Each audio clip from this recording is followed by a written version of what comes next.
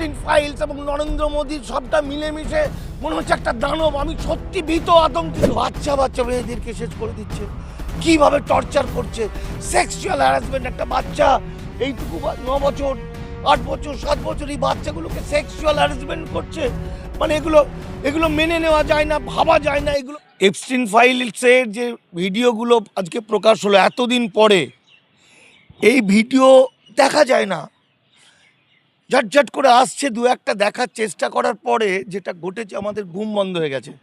আমরা ঘুমাতে পারছি না। যে যারা আমাদের সন্তান, সে বাচ্চা বাচ্চা শিশুর হলো পবিত্র, মানে ফুলের মতো, সেই শিশুগুলোকে যেভাবে টর্চার করেছে, কেটেছে, মেরেছে, খেয়েছে, এ নিয়ে কোনো কথা বলা, মানে বলতে গিয়ে যেমন ভয় লাগছে। মানে এও সম্ভব পৃথিবীতে? এবং শুধু তাই নয়, এখন আমার মনে হচ্ছে, গতকালকে 2 দিন ধরে দেখছি দিল্লিতে এত জানুয়ারি মাসে 15 দিনে 500 মহিলার কোনো খবর নেই। এবং গত 1 বছর না 2 বছর কত দিনে বলছে 3000 না কত 15,000 মহিলা এবং শিশুর কোনো খবর নেই। আজকে মধ্যপ্রদেশের কত হাজার মহিলা, 3,500 না 4,000 মহিলার কোনো খবর নেই। এখন ভাবতে আমাদের নরেন্দ্র মোদী এপস্টিন ফাইলস এবং নরেন্দ্র মোদীর সবটা মিলেমিশে মনে হচ্ছে একটা দানব। আমি সত্যি ভীত, আতঙ্কিত যে আমার বাংলা, আমার ভারতবর্ষের আমার মা বোনদেরকে ওইভাবে বিক্রি করে দেয়নি তো?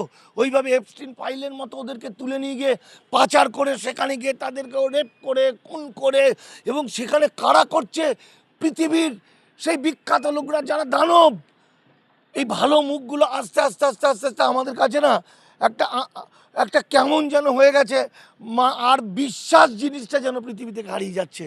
ফলে নরেন্দ্র মোদী দেখেছেন যে যুক্তরাষ্ট্রতে কিভাবে আমাদের ওখানকার প্রেসিডেন্টের বিরুদ্ধে মিছিল হচ্ছে, লাখ লাখ মানুষ পথে নেমেছে। আর ভারতবর্ষে মোদির মতো একটা লোকের সেখানে নাম, তারপরও ভারত চুপচাপ হয়ে আছে।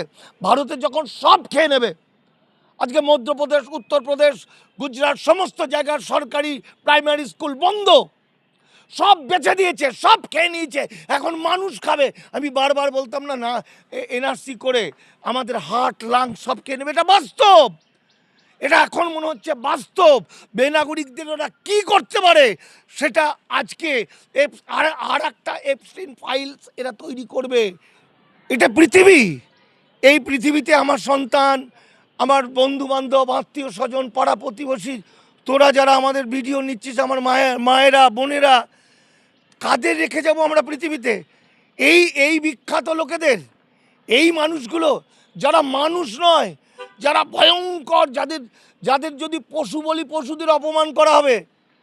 সুতরাং এই বিষয়ে যত আলোচনা কম হয় তত ভালো। আইন দিয়ে কি করা যায়, গণ আন্দোলনের মধ্য দিয়ে তাদেরকে কিভাবে নিকেশ করা যায় সেটা সাবজেক্ট। কিন্তু এই ছবিগুলো বারবার আসা মানে বহু মানুষ আতঙ্কিত হয়ে ঘুম বন্ধ হয়ে যাবে।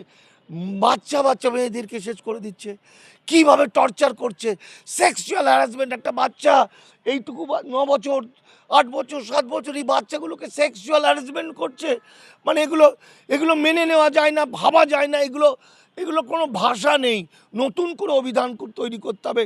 শয়তান, নরকাদক, ভয়ঙ্কর ইত্যাদির বাইরে আর কোন শব্দ, ভ্যাম্পার আগে হতো, আমরা শুনি, তাহলে আর কোন শব্দ আছে যে শব্দ দিলেই বোঝা যাবে এই মালগুলো পৃথিবীর বিখ্যাত, এই মালগুলোর মুখগুলো ভেসে উঠবে?